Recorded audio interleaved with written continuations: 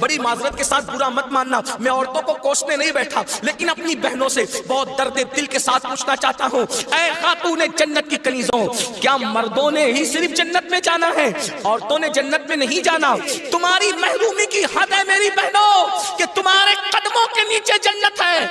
اللہ کے رسول فرماتے ہیں الجنت تحت اقدام الامہات، جنت تمہاری ماؤں کے قدموں کے نیچے ہے، لیکن ساتھ ہی حضور نے یہ بھی فرمایا کہ میں نے جہنم میں سب سے زیادہ اگر کسی کو دیکھا ہے تو عورتوں کو دیکھا ہے۔ آج بیٹیوں کا حال یہ ہے، اب بیٹیاں قرآن کہاں یاد کرتی ہے، اب بیٹیاں حدیث کہاں یاد کرتی ہے، اب بیٹیاں دین کہاں پڑھتی ہے؟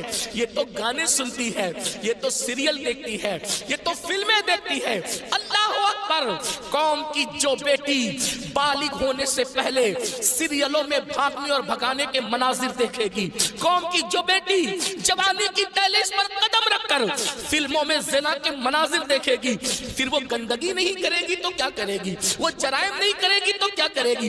اے خاتون جنت کی کنیزوں، جب جب اللہ کے دین کو تم پیٹ کے پیچھے ڈالو گے تمہیں رونے کو مزدور نہیں ملے۔ اور آپ جانتی ہیں یہ سیریل اور گندی فلموں کا نتیجہ ہے کہ بچیاں کسی اور کا ہاتھ پکڑ کر چلی جاتی ہیں، معاشرہ اس کو دھتکار دیتا ہے، پھر وہ ایک دو بچوں کا باپ بن کر کے اس لڑکی کو دھوکہ دے دیتا ہے، پھر جب وہ لوٹ کر آتی ہے تو نہ ماں باپ قبول کرتے، نہ بھائی قبول کرتے، نہ خاندان قبول کرتا ہے، اور وہ ظالم تو دھوکہ دے ہی چکا ہے۔ علم کی بات چل رہی ہے، رسول اللہ کی نواسی، جس طرح سے امام حسن کے کان میں، امام حسین کے کان قرآن اگر کسی نے کیا ہے تو وہ سیدہ زینب پاک کی ذات ہے۔ صرف 7 سال کی عمر میں سیدہ زینب نے حافظ قرآن کیا تھا، آپ قرآن کی حافظہ تھی۔ اللہ اکبر! آپ کو حیرت نہیں ہونی چاہیے، اللہ سیدہ زینب نے صرف 7 سال کی عمر میں قرآن کا حفظ کیا ہے، اور قرآن کی اکثر صورتیں آپ نے اپنی امی سیدہ فاطمہ کے ذریعے سے حفظ کیا ہے۔ اللہ اکبر! اور قرآن کا سب سے پہلے درس دینے کا کام کوفہ کی سرزمین پر سیدہ زینب نے کیا ہے۔ یہ رسول اللہ کا خاندان ہے۔ ام المومنین سیدہ عائشہ صدیقہ وہ خاتون ہے کہ اللہ اکبر، عورتوں میں سب سے زیادہ اگر کوئی حدیث روایت کر رہا ہے تو وہ سیدہ عائشہ صدیقہ کی ذات ہے، اور آپ مفتی 4 ملت ہے۔ اصحاب میں جب کسی مسئلے پر اختلاف ہو جاتا تو لوگ کہتے چلو ام المومنین کی بارگاہ میں ان سے پوچھیں گے۔ حیرت کی بات ہے، مردوں کا علم اختلاف اگر کسی کا قول فیصل کی حیثیت سے ختم کرتا ہے تو اسے ام المومنین سیدہ عائشہ صدیقہ کے نام سے جانا جاتا ہے۔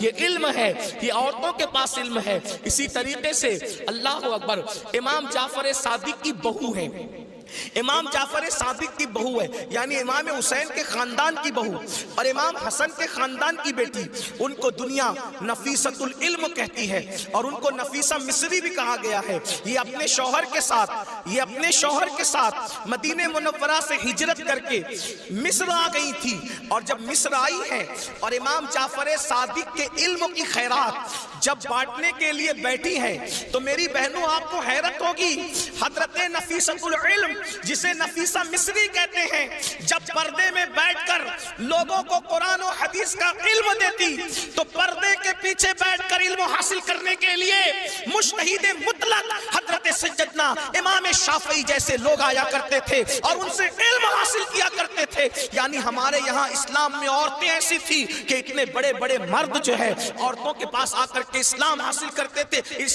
علم دین حاصل کرتے تھے، اسلام کا علم حاصل کرتے تھے۔ پردے کے پیچھے سے گویا کہ نفیسۃ العلم نے، نفیسہ مصری نے ام المومنین سیدہ عائشہ صدیقہ کی یاد کو تازہ کر دیا تھا۔ میری بہنوں، آج وہ کہاں گیا معاملہ؟ آج تو عورتوں کا مطلب زیورات سے محبت، عورتوں کا مطلب نئے کپڑوں سے محبت، عورتوں کا مطلب شادیوں میں شرکت سے محبت، عورتوں کا مطلب بازار میں گھومنے سے محبت، عورتوں کا مطلب جو وہ فلموں سے محبت۔ عورتوں کو دین سے تعلق کیا رہ گیا؟ بڑی معذرت کے ساتھ برا مت ماننا، میں عورتوں کو کوسنے نہیں بیٹھا، لیکن اپنی بہنوں سے بہت درد دل کے ساتھ پوچھنا چاہتا ہوں، اے خاتون جنت کی کنیزوں، کیا مردوں نے ہی صرف جنت میں جانا ہے؟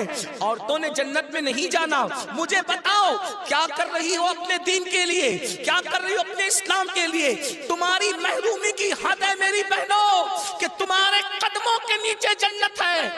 اللہ کے رسول فرماتے الجنت تحت اقدام الامہات، جنت تمہاری ماؤں کے قدموں کے نیچے ہے، لیکن ساتھ ہی حضور نے یہ بھی فرمایا کہ میں نے جہنم میں سب سے زیادہ اگر